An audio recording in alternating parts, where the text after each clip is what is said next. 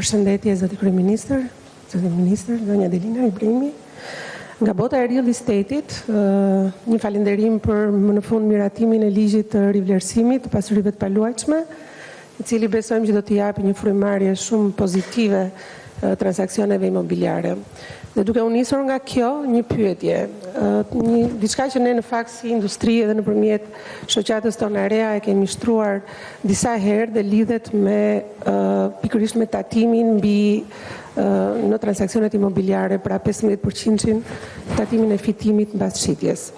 A mendoni që mund të ishte ndonjëherë një iniciativë për të marrë në konsiderat ulja e këtij tatimi apo të paktën diferencimi, përshkallëzimi kur bëhet fjalë për rezidencat kryesore, për banesat e para të familjarëve dhe mbi të gjitha kur ka një amortizim që lidhet me ato banesa?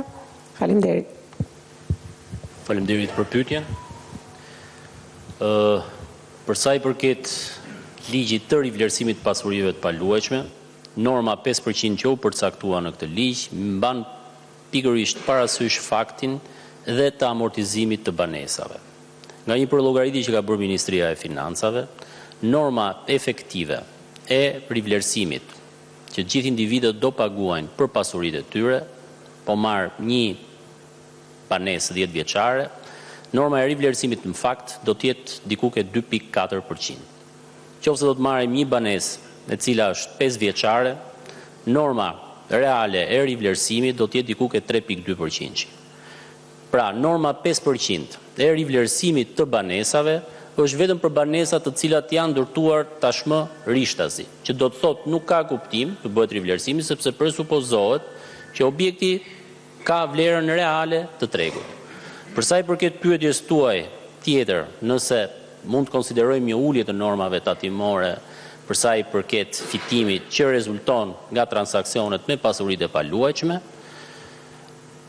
aktualisht Ministria e Financave nuk është duke vlerësuar një gjë të tillë, për vetë faktin sepse ne jemi duke bërë një vlerësim të gjithë kuadrit ton fiskal në përputhje me kërkesat e direktivave të Bashkimit Evropian.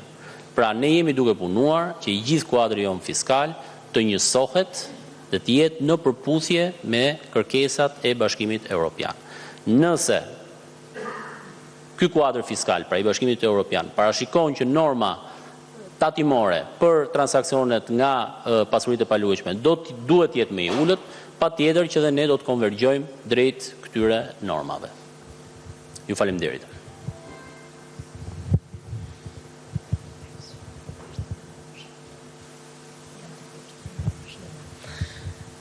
Vetëm një element tjetër që ne kemi diskutuar në fakt në shumë raste dhe me Narean dhe me shoqatat e ndërtuesve. Unë besoj që sektori i ndërtimit është një nga sektorët që ka pasur mbështetje të politikave fiskale, është një sektor i cili është i përjashtuar nga TVSH-ja.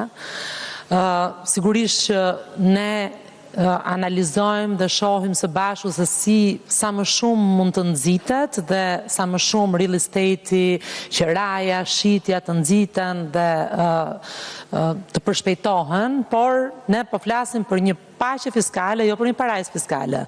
Pra edhe kërkesat e biznesit duhet jenë të rakorduara dhe të kenë një logjik. Do me thënë, zhvillimi duhet të vi bashkarisht, ne duhet të krijojmë kushtet që ju të zhvilloheni dhe për hir të vërtetës, qoftë sektori i ndërtimit, qoftë sektori i real estate-it, ka qenë në vitet e fundit ka pasur një zhvillim të jashtëzakonshëm, indikuar nga të gjitha kushtet e përmirësuara të kërkesës për objekte. Ndaj, unë besoj fort që politika dhe kuadri jon fiskal në drejtim të këtij sektori janë jo vetëm brenda gjitha atyre limiteve që Ministri i Financave paraqiti për atyre kritereve të Bashkimit Evropian, por ne besoj që jemi në kaun lehtësues të politikës fiskale për këtë sektor.